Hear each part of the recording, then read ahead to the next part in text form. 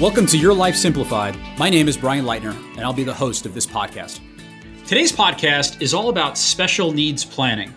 And I have two guests with us, two senior wealth advisors from Mariner Wealth Advisors, Kirk Background and Cory Allen. Gentlemen, thanks for being here. Glad to be here, Brian. Thanks for having me. So guys, you know the show is about special needs planning. You both have an affinity towards special needs planning. Maybe just spend a minute or two each talking about, what you do and how you got involved in special needs planning. Well, it's interesting for me because it's coming up on about 12 years ago that our first child was born, and our daughter surprised us by being born with Down syndrome. So as you can imagine, there was a little bit of head spinning that was going on, and my wife and I suddenly found ourselves in the world of special needs and what all that meant. So it's something that's very near and dear to my heart. Appreciate that, Kirk. Cory, your background. So I got involved with special needs planning when I realized that in our local area, the needs were underserved. The financial planning quality and the options for families with special needs in terms of financial planning were just not there. And so that really guided me in my journey. Having a disability myself and having moderately severe hearing loss was part of that as well. And so I made it my goal, professional goal, and personal goal to work with families with special needs as much as I possibly can. And that's interesting, Cory, that you mentioned that, because there is such a broad definition of special needs, and it does not discriminate across classes or ethnicities. Anybody could potentially be a part of this community. Exactly, Kirk. It age as well. Special needs or disabilities happen throughout life. So it's not only something that happens with families with young children, but it can happen later on in life all the way up to the end of life. And guys, those are great points. I know in the show notes, we've talked a little bit about what this podcast was going to be about. And I know the focus is on kids, but you're absolutely right. I mean, you can have a special needs planning at birth, but you can become disabled, obviously, as you're older, right? You can develop, whether it be MS or some other type of disease that can have an impact on your life, whether that be physical, mental, and those types of things. So we talked a little bit about the need for special needs planning. And then the question becomes, how is it different when you have a special needs child or family member? So again, could be an adult. How is it different than working with families that don't have that special needs, that don't have that concern? What are different things that families with special needs should be thinking about? So you start with a traditional financial plan, retirement, insurance, taxes, estate planning, but you have to adapt your plan to the needs of the individual or the family who have the special needs. That is the biggest difference between traditional financial planning and special needs planning. It's really an offshoot of a traditional financial plan because the same elements of financial planning are still there, but there are different factors you have to consider, whether it's longevity or different means tested benefits and estate planning techniques that you have to focus on in a special needs planning situation versus a traditional financial plan. And one of the big differences that pops up, in my opinion, is, depending on the severity of the special needs that you have parents that may be required to plan not only for their own lifetime, but for two lifetimes for their children as well. And what's interesting is that's if you only have one child with special needs, right? Because you may have a few different children that have special needs. You may have additional children that may not have special needs. So providing with both of them presents maybe additional challenges as well that people need to sit back and think about. Mm-hmm. Where do you start, right? So for the purposes of this episode, let's focus on a special needs child. Where do you start the planning? When do you start the planning? What does that look like, maybe just to begin to shape this conversation? Planning should really start at birth, or even diagnosis if it's known prior to birth that there's going to be a special need, a disability taking place. Sometimes the disability doesn't take place at birth, as we discussed, so it may come along 15, 20, 30, 40 years later. So it's important that the planning begins immediately. Yeah, and from the beginning, you may be dealing with parents who are going through a very emotional time. And we heard at one point this idea that the grief process for someone with a child with special needs is slightly different than that of your typical grieving process, where you have an event and you drop down and then you start to build yourself back up over time and you have setbacks along the way. But when you have a child with special needs, it's really more of a circular fashion or a spiral, if you will, where you get hit initially and then you start to recover and then something else may pop up down the road and you're right back to where you were and you keep working your way back up that spiral. So that is something definitely to be aware of. Yeah, Kirk, that's a great point. I mean, we always joke if you have kids, or even if you don't have kids, you may have heard this, but there is no manual for raising kids, right? I mean, I think that certainly young parents, they're trying to figure it out as they go, and then you throw something in the mix as it relates to special needs, and it could be something that you've never heard of before, and they've just been diagnosed. And also, what parents may be dealing with when they have a child with special needs is really the coordination of benefits. And depending on the type of special need, you may have speech therapy, occupational therapy, physical therapy, other types of support groups that are around you. So trying to juggle all of those things when we have a new child it can be really stressful for parents. It's a great point, Kirk. I mean, if you think about it, think about the school system itself, right? So there is a requirement of schools to be able to provide an education uh, with those with special needs and the resources, and then trying to coordinate those resources within the school, and then potentially with outside resources, whether that be the OT, the speech therapy, or other types of therapy. So the coordination is just one piece of it. But then the other, of course, is trying to figure out, well, there's all these different types of therapies that are out there. Which one is going to be right for my child? And how do I figure out the best way to get them that therapies, whether they're around the corner, they're an hour away, or do we even have to potentially think about relocating in order to find another town or state that not only offers these services, but perhaps just as important is the resources that state may offer families with special needs, some of these types of therapies and what that looks like. And you're touching on an important point, which I'm sure, Cory, you can jump in on this, but varies so much from state to state, how those states use their funds, what kind of services you can receive, depending on which state you live in. It really is an area where an advisor can help to point the parents in the right direction. You're right, Kirk. It's critical that the advisor understands the different resources that are available in each state. It does vary greatly from state to state. There are many programs and services that you can use for assistive technology, waiver programs that have to be administered a certain way. So you just have to understand those and work with attorneys and work with the client, if you're a financial advisor, on understanding what those options are and how to utilize them. And conversely, for those diagnosed later in life or suffer a traumatic injury later in life, no process was previously needed. So where from birth there is a process through the school system and through the different resources available, it's very, very different for somebody who traumatically needs the services and the supports. So no terms that would have been learned in school and transition period that would have taken place during school exist. So it's very important that either parents or the individual who suffered an injury have an advisor who can coordinate the benefits and understand what their options are when that occurs. So when we think about some of the details of financial planning for folks with special needs, one of the things that come to mind is cash flow, right? Just immediately. So we know that we want to provide a variety of different therapies for our loved ones and make sure that we're really putting our best foot forward by giving them the best advice and life skills possible. But the reality is those caring for loved ones with special needs, they still have the traditional goals they want to accomplish: retirement, maybe it's education, travel, could be a host of different things. And to be able to balance those goals with the cost of some of these therapies, there's a balance. And we just need to understand how much can individuals afford to spend on therapy and accomplish everything else that's most important to them. So no different than a comprehensive financial plan, we need to understand what is most important to that individual in terms of what they want to accomplish so they can begin to prioritize and understand and build out a larger financial plan.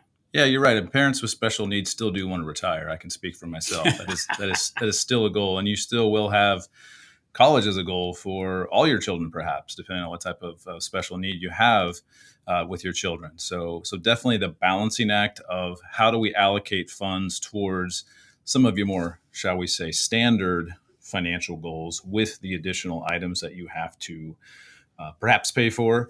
And I think making sure that you're using health savings account dollars where you can for certain types of medical benefits. That's how we can help parents.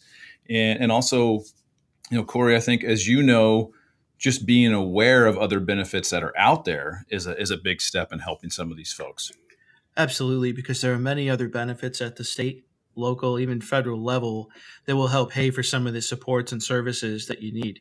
So those need to be factored into your financial plan so that you understand what is being paid for and what you need to come up with out of pocket. And then we can build your financial plan around that. Guys, those are great points. Cory, you obviously hit it with the state aid that might be available. What resources might you be able to mention now as it relates to state aid? Is there one place that listeners can go that are interested in this in terms of what they may be able to receive from this or simply learn about? Every state has a website that will lay out all the different benefits. They are quite extensive. So I do recommend talking to a financial planner who understands the different states' websites. The Kansas website versus the New Jersey website is going to look a lot different. So you need to know where to look and there to understand all the benefits and resources that are available to you. And so after we think about maybe the cash flow aspect, thinking about risk management or insurance and what that looks like to make sure that folks are able to provide resources for their loved ones well after they're gone. What has your experience been in that space, guys? Well, as you know, life insurance is a huge part of any financial planning, making sure that you can replace income if something were to happen to one or both of the income earners. But as you can imagine, it takes on additional significance if you have another lifetime that you're planning for after your own. So not only making sure that you have enough to cover current bills, but to go on for a lot further, whether that's all the special accommodations that you may require for the rest of that person's life, making sure that that's all factored in when you run that type of insurance analysis. This is critical because you see individuals purchase insurance that many times are not appropriate. And what I mean by that is that traditionally we think of buying term life insurance to cover our mortgage. We'll use term insurance to make sure our kids get through college in case something happens to us. But when you buy term insurance, by definition, it will expire at some point. And so whole life or universal life insurance tends to be the right contract or life insurance policy for individuals who have a loved one that they want to save for and create a pool of assets for later in their life. So understanding what kind of insurance is needed in addition to just having it is very critical. It's great points. And just to maybe break that down a step further for those listeners who aren't familiar with life insurance, the two different types, one being term, maybe it's for 10 years, maybe 20 years, maybe 30 years. And after that period of time, there is no more insurance and there is no more bill to pay, premium to pay. So with permanent insurance, as long as the individual continues to pay that premium, the benefit will be paid out when the insured's life comes to an end. And that could be on mom, that could be on dad, or that could be over the course of both their lives. And ultimately, when that pays out, those proceeds could be used for the benefit of that individual with special needs. Maybe there's a great transition to the estate planning conversation with those with special needs.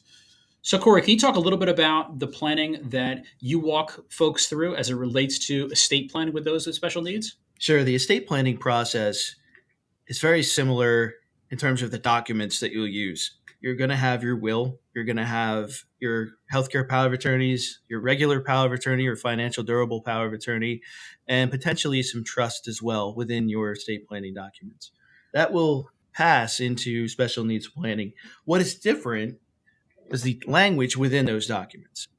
Oftentimes in special needs planning, language needs to be added to either the will or the trusts or even the power of attorneys that are very specific to that individual's special needs situation. And so it's very important that you work with an attorney and a financial planner who have that understanding of what needs to go in the document. Yeah, to me, really, like with all aspects of financial planning, when we talk about special needs planning, it's all the same elements that are there, but they're all, to me, just heightened. You need to make sure that your insurance planning is in place or your retirement planning is in place with that extra emphasis on what you need to take care of. And estate planning truly is that way as well. You have to make sure that it's written in a certain way that If you have multiple children that you're planning for, one with special needs, that you have all the provisions written correctly to not make them ineligible for federal benefits or make sure it's all flowing properly. Hey, just a quick note to our listeners. If you have a topic that you want to hear on this podcast, or you have a question about your own personal financial situation, please don't hesitate. Go ahead and send us an email at podcast@marinerwealthadvisors.com, and we'll have an advisor reach out to you directly. And now back to the episode. So when we think about the will, guys, what's in the will? I know most people know what a will is, but maybe not everyone understands the detailed contents of that will and why it's important. So in the will, you really want to make sure, especially in a special needs planning situation, that you have stated who the executor of your estate will be, that your personal property and who that's going to pass to, that you have an understanding or you've written exactly where your assets are going to pass upon your demise. So it's very important that you have that set up appropriately. Oftentimes, the will pass assets into a trust in many cases, especially in special needs planning. And especially if the special needs trust has been established, you're going to have those assets passed directly into a special needs trust so that they do not become property individually of the person with the disability. So the will is very critical in passing the assets in the direction and making sure that they do not go to the person that they should not go to. So a couple of things to think about there.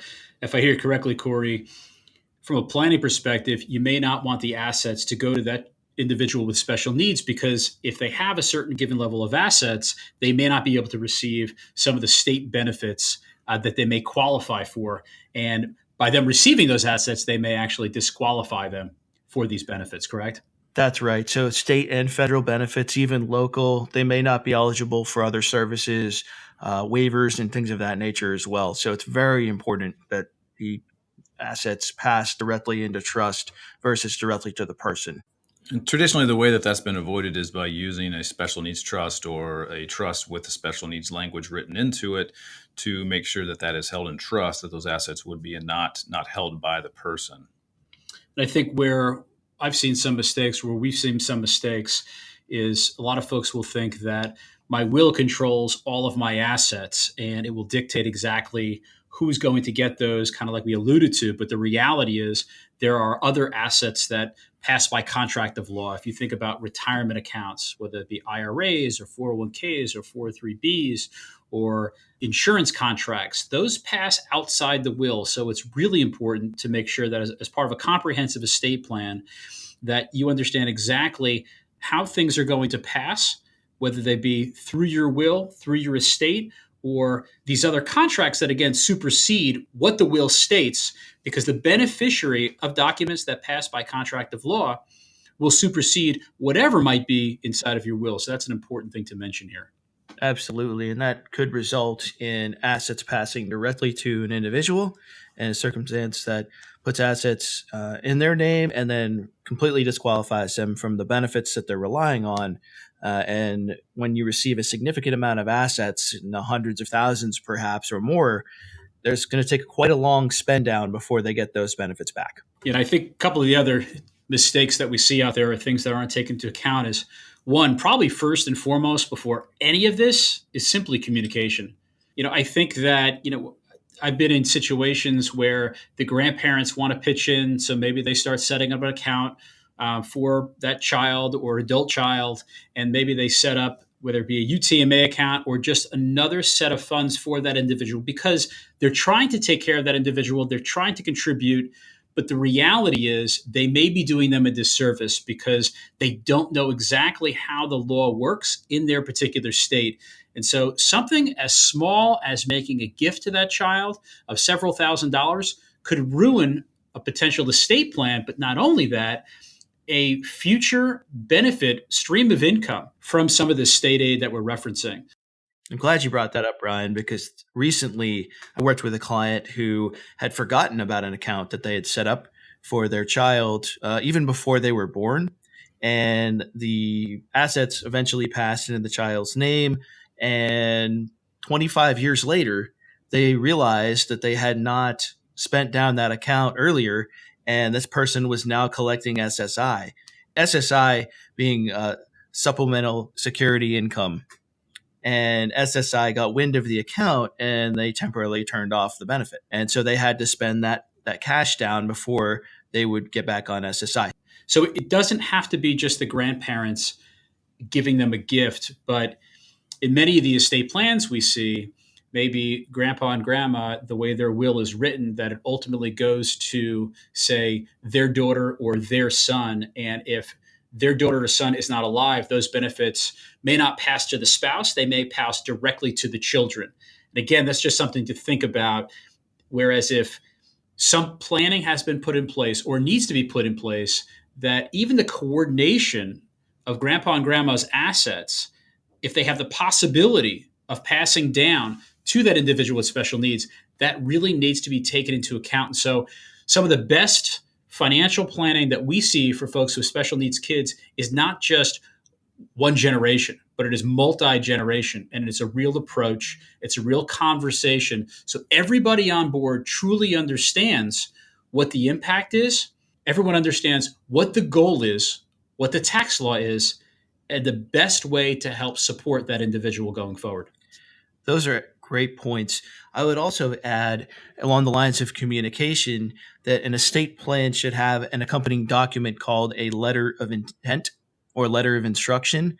And this is a letter that the parents or the grandparents or whomever the guardian is can draft and create a set of instructions to be followed for future guardian or future trustee relating to the needs, wants, wishes, and personality of the individual with the disability.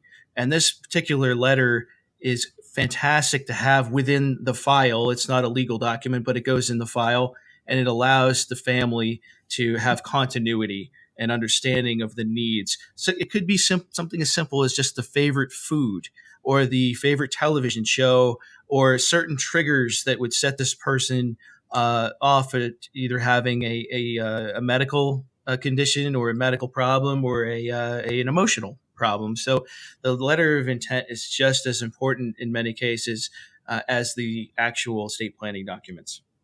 That's right. That letter of instruction is, as you mentioned, though it's not a legal document, it is one of the most important that you can have in there. Because you think about the people that you have named to be the guardian for your children, what do they need to know in order to be able to make your child's life as easy as possible? And it's much more important the less your child is able to communicate. If they don't communicate verbally, being able to give clues as to, hey, when this happens, here's the best way to turn the situation around. It's a great point. And we talked about all those therapies. And the reality is that, families are more transient than they ever have been. And should something happen to mom and dad, maybe they're going to go live with loved ones in a different state, and they may not, understand or know that child all that well. Maybe they don't know all the therapies they're receiving. And so, again, communication, some of these documents that we're referencing could come in very, very handy. And it's one of those things that can make all the difference in the world. So there's a financial planning component, and there's also what really needs to happen to make this transition successful should something happen. So we talked about the estate planning and the need for a special needs trust and making sure that it's a coordinated effort with the entire family, with an attorney who has deep knowledge in special needs planning, as well as that financial planner. There's a relatively new type of account that was created just a couple of years ago, and they're called the 529 ABLE accounts. Kirk, can you talk a little bit about this account and why somebody might want to contribute to it? Yeah, it really is. We talked about the special needs trust being a way that you can shield assets or protect assets that a person may use to allow them to continue to get federal benefits. What this does, if you're familiar with a 529 college savings account, it's a very similar concept, but it's designed for folks with special needs where you can contribute to this. And the funds can be used not just for college, but for really any reasonable need. There are definitions that you have to follow, but you enjoy the same tax-free growth that you can with a 529 college savings plan. And it really has turned into a very useful tool for a lot of families. And really the bottom line is this is another way, it's a new account that allows relatives to contribute to the child in a way that doesn't harm them financially down the road. So Kirk, just to get clarity, similar to the 529 college savings plan. When you put funds inside of this account, it grows tax-free and then ultimately could be used to provide for some of the services maybe that we referenced earlier, whether that be therapies in addition to school and other things, right? Right. Any drawbacks to these plans, Cory? Anything you want to mention here? There are a couple of drawbacks you have to consider when funding the plan. First of all, there's a cap of $15,000 a year, so you can only put a certain amount in. If you want to save more money for a special needs beneficiary, you usually have to use the ABLE account in tandem with a special needs trust. In addition, if you fund the account to a certain limit, in particular $100,000, if you cross that threshold and the beneficiary is collecting SSI, the supplemental security income, you're going to have that particular benefit turn off for a period of time until your account falls back below $100,000. And finally, on Medicaid, if there's a Medicaid situation, the beneficiary is receiving any Medicaid, Medicaid becomes the primary beneficiary of the account. So if you fund the account and then the beneficiary of the account passes away, Medicaid will recoup and recover anything that they paid out in terms of benefits to that individual.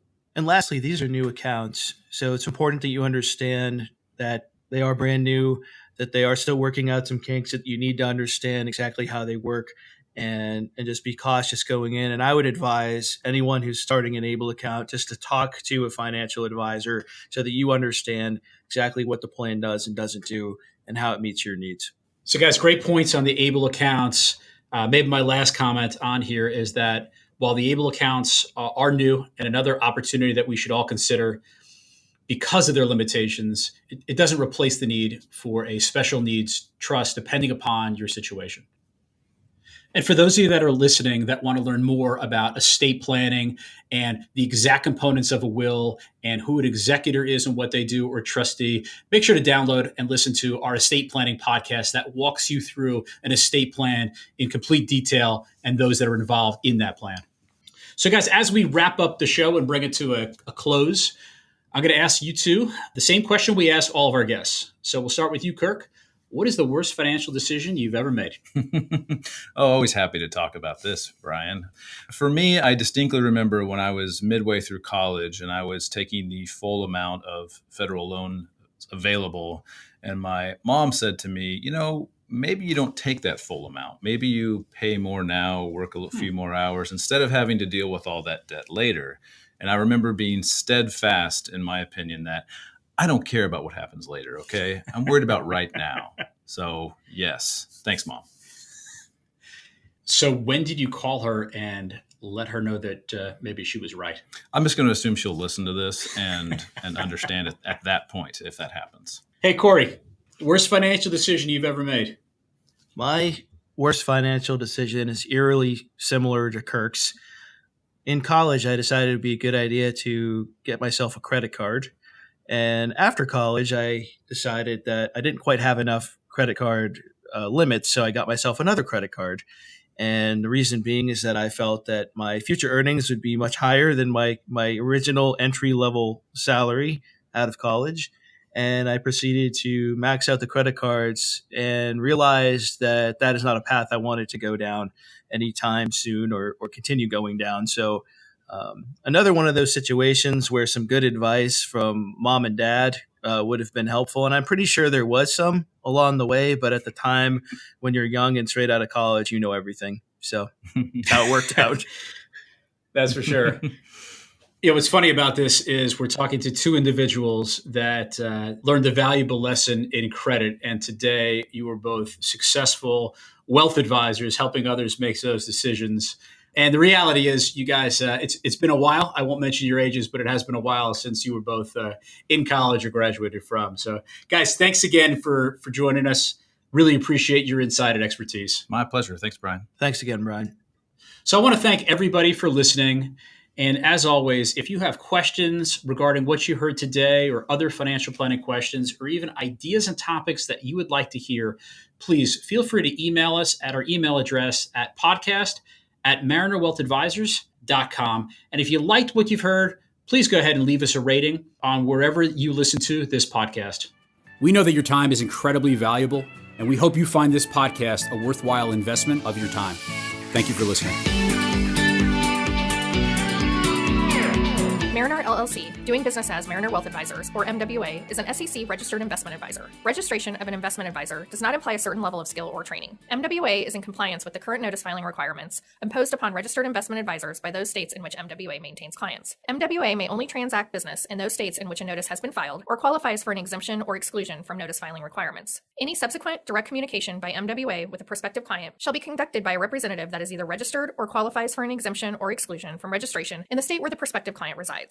For additional information about MWA, including fees and services, please contact MWA or refer to the Investment Advisor Public Disclosure website at www.advisorinfo.sec.gov. Please read the disclosure statement carefully before you invest or send money. Certain Mariner Wealth Advisor representatives are licensed insurance agents and are compensated for the sale of insurance-related products through an affiliated insurance agency.